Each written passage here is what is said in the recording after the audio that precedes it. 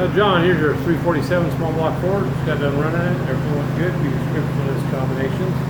It's got our cylinder head on it. Hydraulic rollers. We have that custom ground. EFI, as you can tell.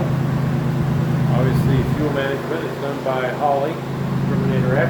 Great system. Got the program manifold on it. All the throttle body. All the Dual Sync Distributor.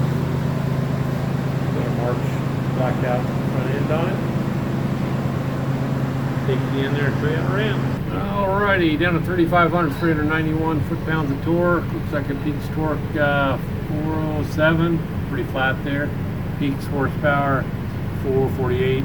We rated it 440. It's got a front end that's usually 20. Obviously, it runs really good upstairs. That's the new head, that manifold and stuff. So we'll get her off there, get in a crate, come your way. Have a great day.